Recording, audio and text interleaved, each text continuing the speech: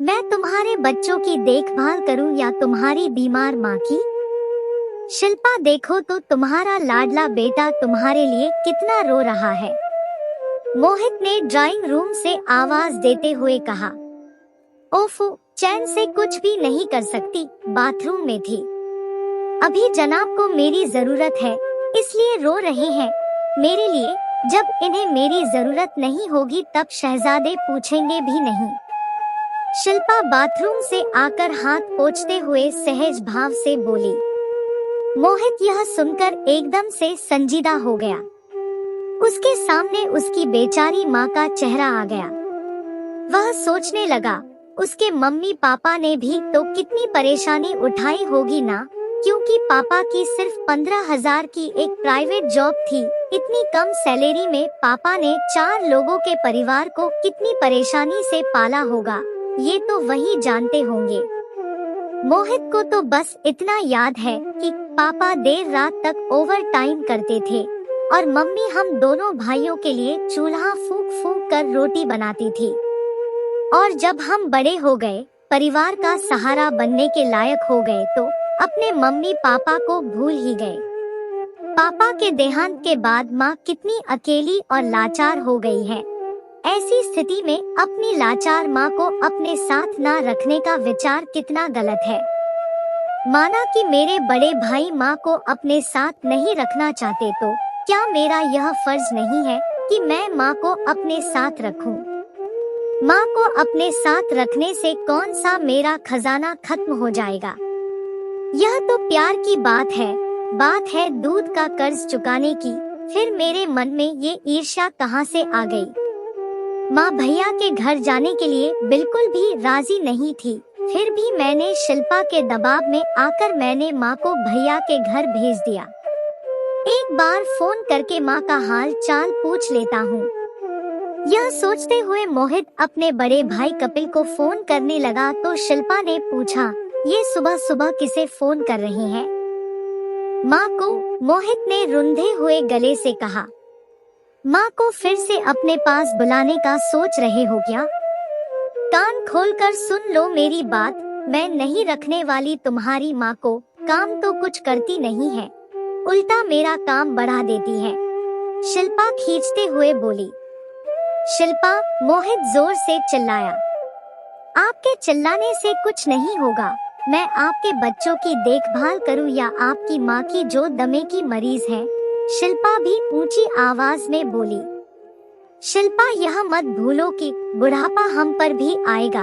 अगर हमारे बच्चों ने भी हमारे साथ ऐसा ही व्यवहार किया तो हमें कैसा लगेगा? मोहित ने कहा। जो भी हो, माँ की जिम्मेदारी क्या सिर्फ हमारी है? उनके एक बेटा बहू और भी तो है। हमारे पास तो इतनी आमदनी भी नहीं है, उस पर पूरे परिवार का खर्च उनको भी रखकर मैं और परेशानी नहीं उठाना चाहती। हर महीने हजारों रुपए का तो उनका दवाइयों का खर्चा है, शिल्पा चिढ़कर बोली। शिल्पा, बस करो। माँ पर कितना खर्चा हुआ था इसका पूरा ध्यान रखा तुमने?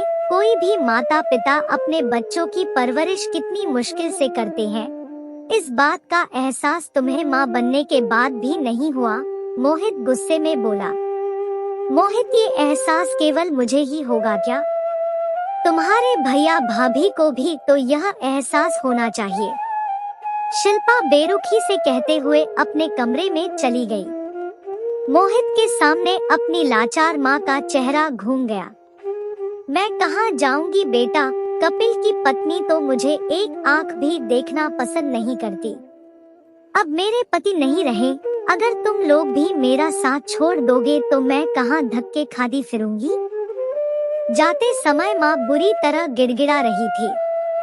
अब मैं क्या करूँ माँ, तुम्हें और शिल्पा में बनती नहीं है और मेरी आमदनी भी इतनी नहीं है कि तुम्हारी दवाइयों का खर्च उठा सकूं। मोहित ने हिचकिचाते हुए कहा। वाह बेटा, हमने कितनी परेशानी उठाकर तुम दोनों को पाला, खुद तकलीफ सही, मगर तुम दोनों को कोई तकलीफ नहीं होने दी और आज तुम दोनों भाइयों में मुझ अकेली माँ का खर्च उठाने की ताकत नहीं है। साफ साफ क्यों नहीं कहते कि अब तुम्हें माँ की नहीं पत्नी की जरूरत है? यह कहकर माँ ने झट अपना टीन का बक्सा उठाया और चल दी। मोहित का मन आत्मग्लानि से भर गया। अपनी माँ का हाल चाल लेने के लिए उसने तुरंत अपने बड़े भाई कपिल को फोन किया। फोन उसकी भाभी ने उठाया। हेलो हेलो भाभी, मैं मोहित बोल रहा हूँ। क्या माँ आपके आसपास है? माँ तो आपके पास थी ना, यहाँ अकेले कैसे आएंगी? भाभी ने बेरुखी से जवाब दिया। क्या माँ वहाँ नहीं है तो कहाँ चली गई? मोहित ने घबराते हुए कहा। इतना कहकर मोहित की भाभी ने फोन काट दिया। माँ वहाँ नहीं गई तो कहाँ गई होंगी? कहाँ ढूंढूं उन्हें? मोहित अपना सर पकड़कर सोफे पर बैठ गया।